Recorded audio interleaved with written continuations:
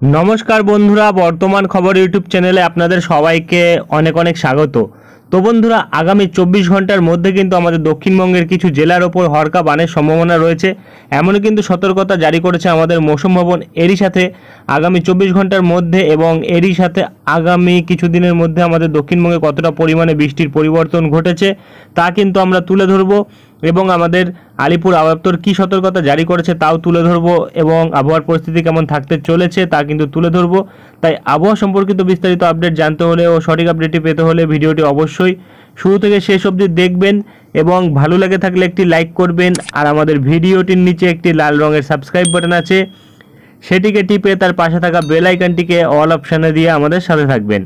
এবং আপনারা বর্তমানে ভিডিওটি কোন জেলা বা জায়গা থেকে দেখছেন, সেখানকার আবহাওয়ার পরিস্থিতি কেমন আছে তা কিন্তু অবশ্যই কমেন্ট বক্সে কমেন্ট করে জানাতে ভুলবেন না। তো চলুন বন্ধুরা, আমরা ভিডিওটিকে শুরু করব।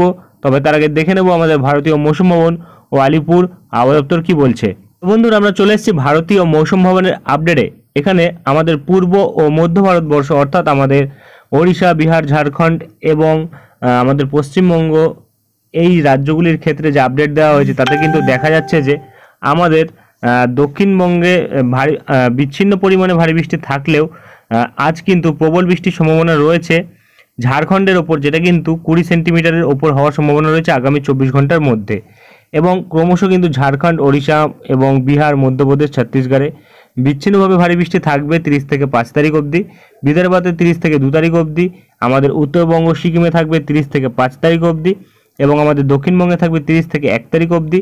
এবং এরই সাথে কিন্তু জুলাই থাকবে এবং এর সাথে কিন্তু 4-5 জুলাই থাকবে আমাদের দক্ষিণবঙ্গে বিচ্ছিন্নভাবে ভারী বৃষ্টির সম্ভাবনা।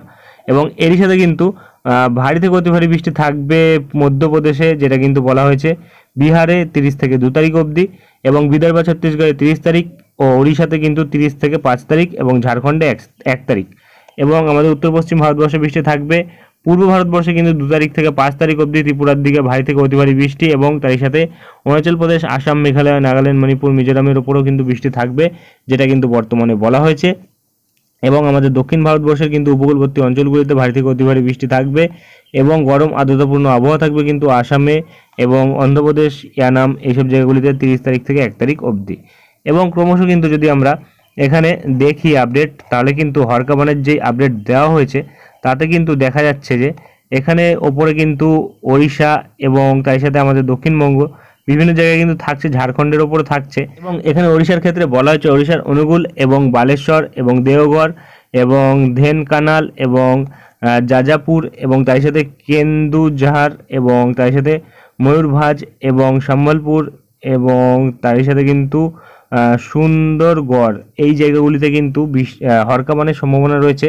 এবং আমাদের দক্ষিণবঙ্গের কিন্তু বাঁকুড়া, পূর্ব মেদিনীপুর, হাওড়া এবং তার সাথে কিন্তু উত্তর 24 পরগনা, পশ্চিম মেদিনীপুর, পুরুলিয়া এবং দক্ষিণ 24 পরগনার ওপর কিন্তু হালকা থেকে মাঝারি ধরনের হরকা বান থাকতে পারে আগামী 24 ঘন্টার মধ্যে।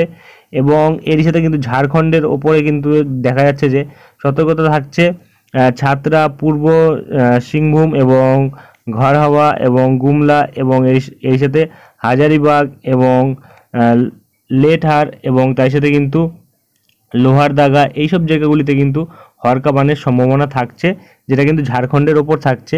এবং ক্রমশ যদি আমরা দেখি আগামী কিছুদিনের আপডেট, তাহলে কিন্তু দেখা যাচ্ছে আমাদের উত্তরবঙ্গে কিন্তু আজ মাঝারি থেকে ভারী বৃষ্টি থাকলেও 1 তারিখ থেকে 3 তারিখ অবধি ভারী বৃষ্টি থাকবে, ওয়াইড স্প্রেড রেনফল হবে। এবং এরই সাথে কিন্তু আমাদের দক্ষিণবঙ্গের ওপর দেখা যাচ্ছে আজ, আগামীকাল ও পরশুদিন ওয়াইড স্প্রেড রেনফল থাকছে, তবে আপডেটে পরিবর্তন কিন্তু আসবে।